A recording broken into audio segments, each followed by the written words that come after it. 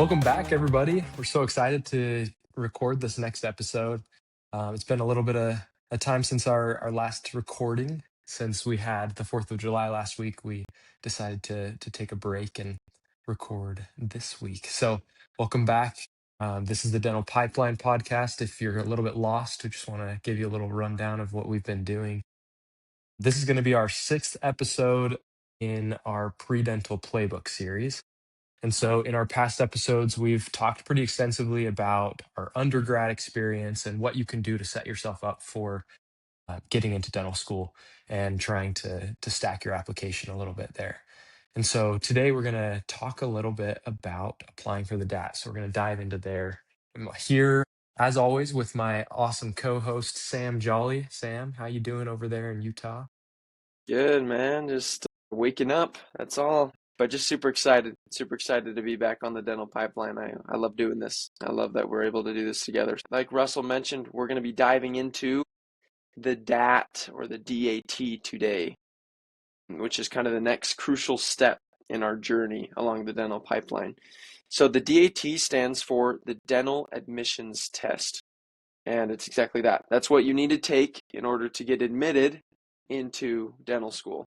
It's a way for dental schools to be able to line up applicants from different universities with different GPAs and be able to compare them. What we're wanting to do today, this should be a pretty brief episode because we will be walking through simply the steps of applying for the DAT, not applying for dental school, but just what you need to do to apply, to register essentially to take the DAT and what that timeline should look for you.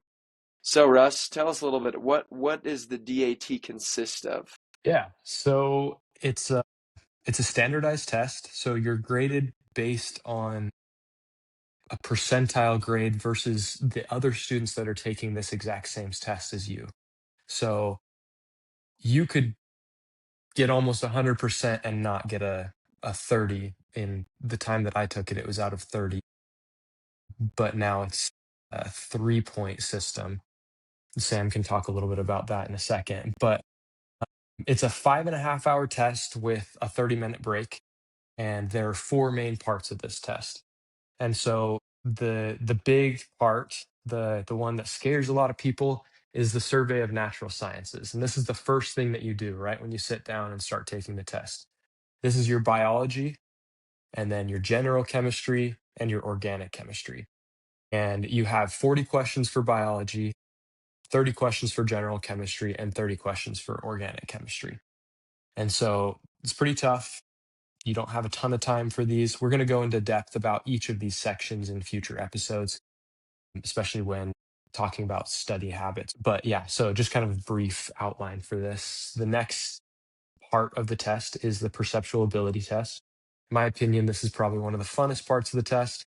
It kind of feels like you're just doing a bunch of puzzles and trying to fit different things into from 3D images to 2D images and then back to 3D images. It's kind of cool. Kind of gives you a break from that science stuff. And then the next part, you have a little bit of a break, and then you dive into your reading comprehension.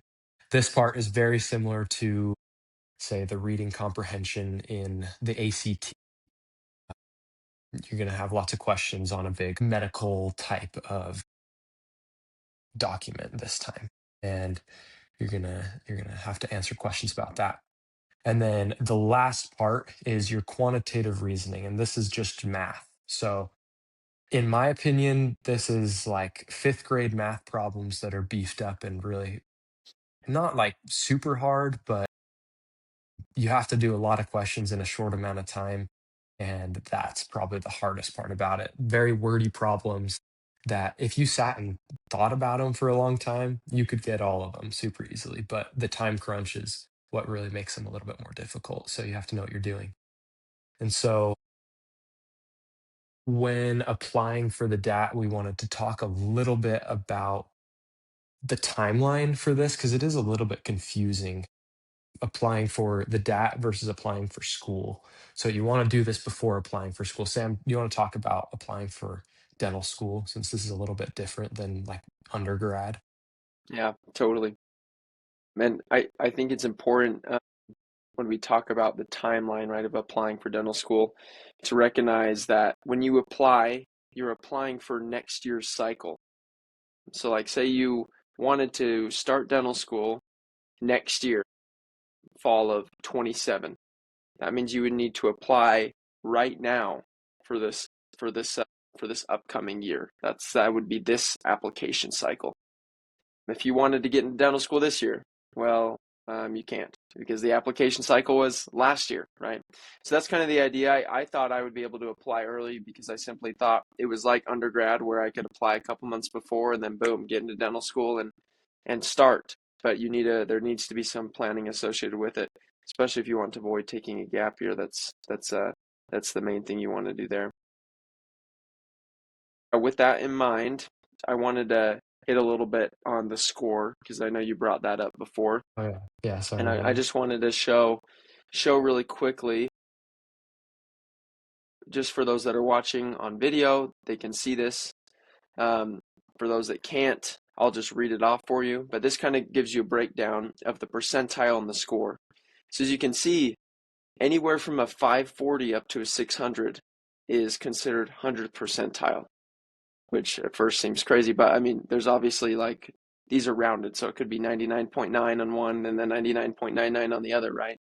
Um, but it goes to show you, even if you get 100% on everything, if a couple other people also got 100% on everything, you're no longer getting a 600 because with that bell curve shape, now it's moved you in a little bit more towards the average. So even if you got every single question right, but others did, um, then you would get a lower score. So yeah, here's kind of the breakdown. 540 and up is kind of 100 percentile. Then 530 is 99 percentile. Also 520 is 99 percentile. 510 is 98th percentile. 500 is 97th percentile. And it kind of goes down from there, just kind of as like other benchmarks. A 440 is an 81 percentile. A 400 is 62 percentile. And like a 390 is 54 percentile. So kind of right around average. So you can kind of see it kind of tapers off as you get higher scores. The percentile, each score varies by like each 10 points varies by like a percentage on the percentile. Where, early up, just think of the bell curve, right? You're on those other scores, it's 6 or 7 points difference. So that's something to consider. You can look this up. That's all I did here is I literally just Googled up percentile compared to DAT scores. So know that if you're in 500 and above, that is like super competitive, right? But I think they say what like a 460, which is like 88th percentile.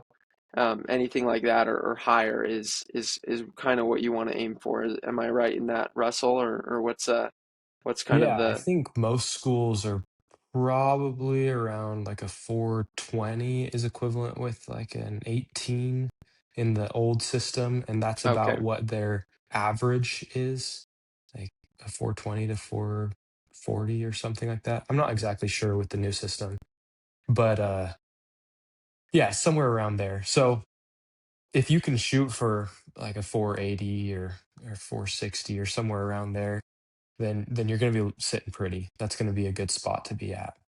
Um, but yeah, we'll talk about how to get there for sure in the next episodes. Yeah, awesome. Thanks, Russ, for clarifying that. With that in mind, we also wanted to go through how you can schedule for the DAT. So the first thing we wanted to mention is your test date. Unlike what some people may think, your test date isn't firm. Like you can change your test date if needed. We would recommend scheduling it once you're ready to study, like kind of figure out what date works for you and then build out. And we'll talk about this extensively in the next episode when we're talking about how to study for the DAT.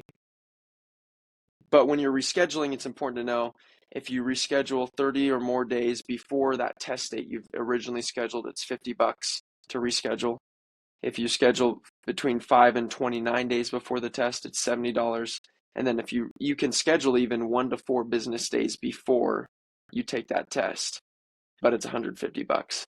So if you're trying to save your cash, probably the best thing you can do is just plan really well and know, okay, I'm taking the test this day. rain or shine, no matter what happens, I'm taking it this day, and then build your study plan out from that. And we'll talk about that more in the upcoming episodes. Yeah, and that $150 is not a huge deal. Like if you're super sick, don't take it on that day, and just bite the bullet and spend an extra $150 because the test costs about $560. We're going to walk you guys through step by step how to apply for this, and so that should come up. And I think it is about 560 now. When we took it, is about 520. So it's increased in price, but that's just inflation for you. So with applying, you want to apply for the test about 3 to 6 months before taking the test. So this is right after you finish OChem with the plan that we've kind of laid out. Yeah, apply. This would be, I don't know, March or April is when you'd kind of want to apply for the test, because you have to apply for the test and you have to get approval before you can actually plan for a testing site and take one of those spots. And so you do want to plan in advance so that you can get a testing spot, because there are a lot of professional students that are taking tests, and these Prometric sites, they fill up pretty quick. So if you plan 3 to 6 months in advance, you're going to get a spot pretty easily. So let's go through it then. Yeah. Cool. Let's dive right in. We're going to show you, I'm going to share my screen and we're just going to try and replicate how you apply the nuts and bolts of just applying for taking the DAT. Yeah. So you're going to have to make a dent pin, is what they're called. And you'll do that through the ADA's website. And this is just an identification pin number. So that's going to be your login information right there. You log in, and then you are going to go onto your admissions tests, and you'll click on the DAT because that's the test that you want to take. So it's going to give you some disclaimers. You just say, yep, I know that it's going to be an expensive test and I'm not going to get that money back because that's how it goes. Fill in all your personal information. Boom. Yay, successful. All right. Now for the actual application information. So for your information, then you're going to put in, please send my scores to my pre-health advisor. Here's their email. And then here's, like, if you know you want to be an HPSP student and you already have the information for that recruiter, get their email into here. If you know all this information, try and put as much information in here as possible, because after you've taken the test, any extra people you want to send this score to is going to cost you an extra $50. So you want to kind of have that all planned out beforehand. And I didn't know that I was going to do the HPSP before I took the DAT for sure. So I had to pay an extra $50 to send it to the recruiter, but it's not that big of a deal. But we do recommend that you send it to every single dental school. The dental schools will get it, and they're not going to do much with it if they don't get your application to their school.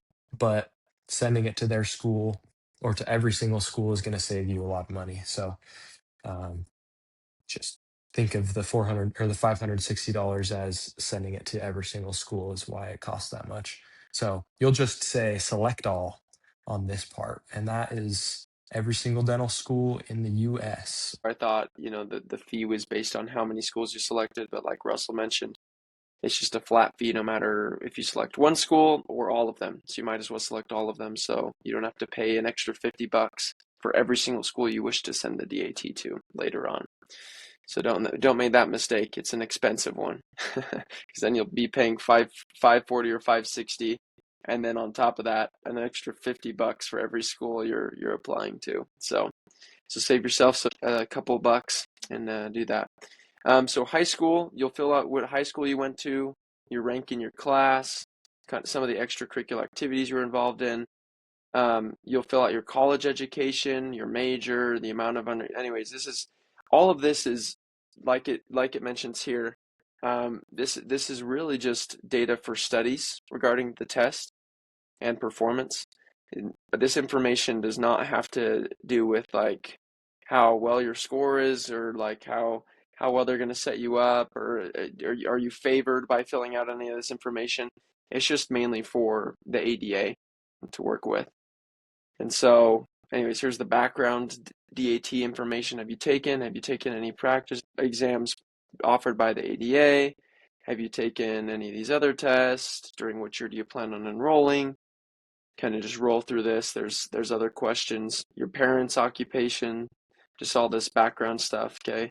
And then you just sign here, okay, that you say, okay, it won't be refunded. Got it. I understand. I affirm. I have read. And I have read this at one point, but here we are. And anyways, and then you'll go through, right? I consent, the biometric available. I'll push next. And then at that point, it wants you to pay. So once you pay, then you're good to go. So it looks like it's actually $580 right here is what it's showing here to apply to send my scores to all these. And what you'll see is if we went back and took off half of those schools, it would still be 580. Because look, you can see here, base fee $580. That's just what you have to pay. And so that's it for how to go through and apply to take the DAT. So we hope that's useful for those that are listening on the podcast. You didn't get to see the video, so you can go check it out on YouTube, and you'll be able to see where the website we were on and walking through those steps. Russell, maybe can you tell us a little bit about Prometric, what that is, and why that's different? Yeah, so you'll just apply for the DAT through the ADA's website, and that's just going to give you basically consent to go and take the test. It's just an application that they go through your information, and then they basically just say, "Did you pay the money? Good. Now you can go and take the test." And so they give you a PIN number that you'll take to the Prometrics website, and this website is the testing site for all professional tests. So if you're going to go take the MCAT for medical school, you have to take the test at a Prometric testing site. If you're going to take the aviation board exam or whatever they call it, you have to go and take that at a Prometric site. If you're going to take the NCLEX, you have to take that, I believe, at a Prometric site. So any of these professional school type exams, especially like board exams, as well as dental boards, you got to take that at a Prometric site. So this kind of gives you a little bit of a feel for that as well. So after you submit that application, you've paid, you're going to get an email immediately saying you can't apply for the testing day yet. You have to wait for approval. And then that'll come within, I don't know, 5 to 7 business days. I'm not really sure. But then you're going to get that email. And then with that email, it has your PIN number. Don't lose that number because you need it for the testing day as well. So they're going to send you an email with that number, send you the link to Prometrics website as well, right there. And you'll go through Prometrics website, and then you just put in the number and what testing site is closest to you, wherever you want to take it, and then whatever time you would like to start the test. We would suggest taking it earlier rather than later. Honestly, it's up to you though. If you like to cram for tests the day of, then I guess you can take it later. But we don't suggest that because you're not really going to get anything out of cramming the day of the test. You're just going to exhaust your brain before a 5 hour exam. And that's never super smart to do. We both applied for an 8 o'clock exam, got up early, worked out, went to the exam. So we're going to talk a little bit about that kind of stuff as well today, like testing logic and maybe applying for software and stuff to for studying, but we'll go into that stuff extensively in future episodes. For sure. Yeah, what Russell and I both used for our studying was DAT Bootcamp, and we'll talk about that. But you can use DAT Bootcamp, Booster, Kaplan, etc. There's tons of other things you can use to study. And like Russell said, we'll hit heavy on this in the next episode. And then an important note is when you retest, obviously, we hope you don't have to retest.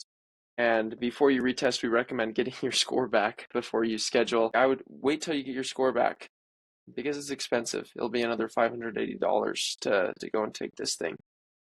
So wait to get your score back, kind of try and figure out, okay, where can I improve, and study some more maybe, and then you can jump in.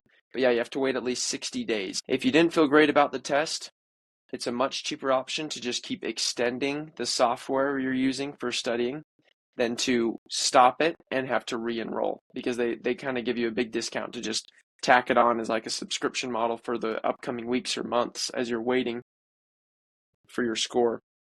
So that's important.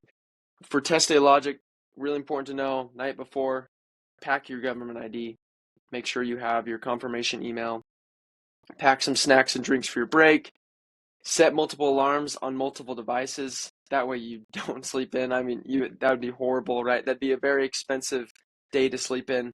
That'd be like a $580 nap, essentially, to sleep in. So make sure you have alarm set. Get up, get moving. Morning of, get up and exercise. Russell mentioned how we did this. And we'll talk about this in future episodes, particularly when it comes to studying and getting your brain rolling and having a healthy cognitive ability. It's very inextricably tied to exercise. So getting up and exercising, getting the blood flowing in, the juices flowing, will really help you when you go into that testing center, especially if it's early in the morning. And then get to the testing center early. There may be traffic.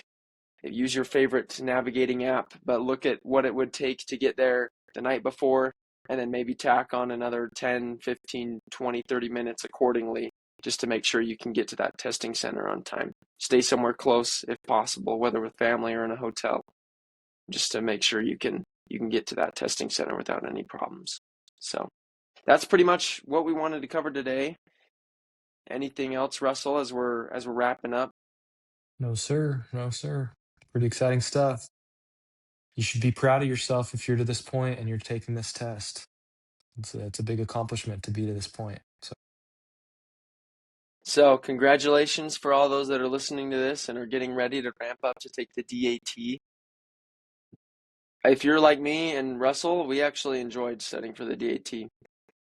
At least the software we were able to use and everything, found it super enjoyable. I mean, it was still work, but the information felt relevant, which was cool. It's a cool thing to learn. And then the PAT is just like a bunch of puzzles. It's nice and fun. So we're here with you on your journey through the dental pipeline to get into that next step. And we'll be seeing you next time as we discuss more about the DAT, particularly how to study for it and ensure that you can get that high score that you're looking for to get into your desired program. So that's it. We'll see you next time on the dental pipeline. Stay sweet, but not too sweet. Otherwise, you'll get cavities.